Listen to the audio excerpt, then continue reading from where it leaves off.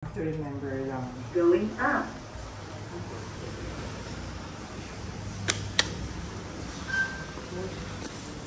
Lalakad kami ni Nicole ngayon papuntang MTR, MRT, tawag nila dito.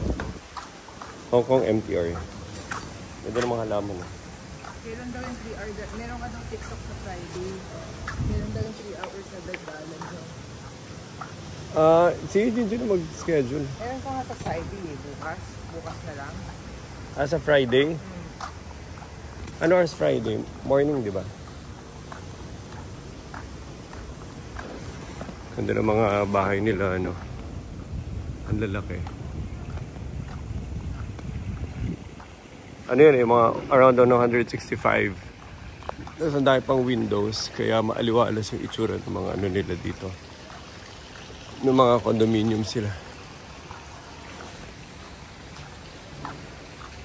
3 to 4 p.m. November 1. Sa umaga na lang. Sige. Sobrang convenient. Andito na kagad yung MRT sa likuran nila. Ito lang yung condo. Tapos exit na.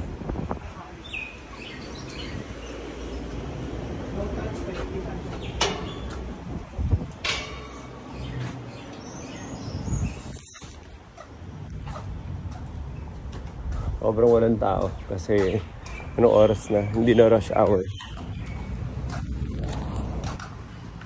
So ito lang yung condo nila sa tabi.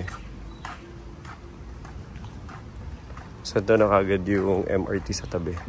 Kasi magkatabi no, MRT. So papunta din yung station. Yun yung bahay nila. At walang katao-tao na ang ganitong oras dahil ano, lahat nagpasukan sa trabaho. So wala nang rush hour.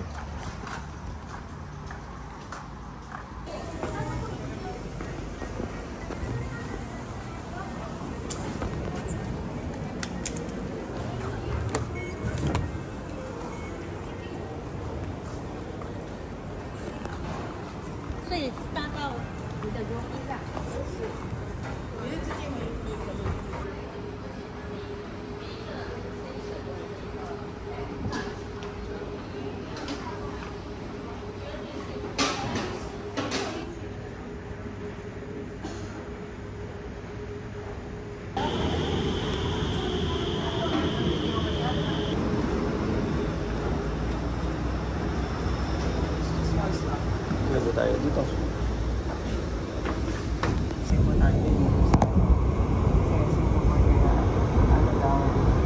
Talagang pagkat daw ng mga maganda daw pagkat ng park.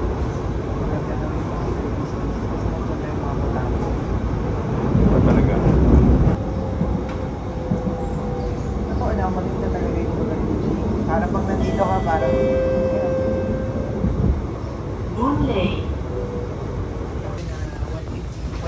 Parang ano, parang masyadong ano na, masyadong nag-enjoy ka na sa paradise, nakalimutan mo na ano, bumalik sa hindi saka parang ang ganda na nga. Ang ganda ka na.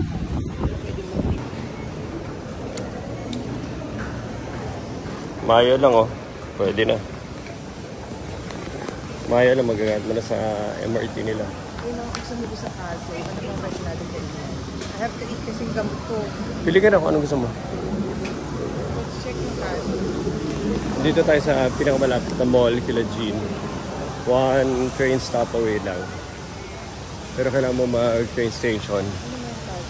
Kahit tayo tas kape. I'm not sure if they have coffee. Sa loob, ayun na Starbucks oh.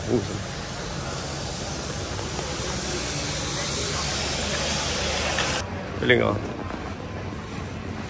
So ito parang Japan street food court nila.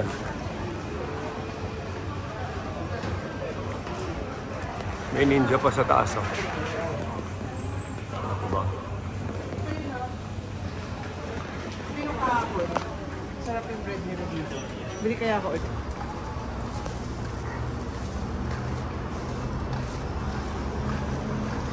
Ito na yung mga condominium kagad nila Gino. Tapos kakababa lang namin sa MRT. Bawal kumain, uminom sa MRT store. Ngayon ko pala ito nakain after leaving. Tapos ito na sila kagad. Sila ba yung una o yung pangalawa?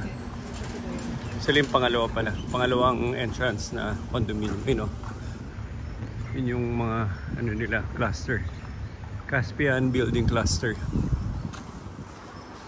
Ang tawag nila dyan block. For every building isang block. Tapos buong Caspian compound. Kasi ito na, gito na sobrang naka-improve yung kung paano sila maglakad, maulanan.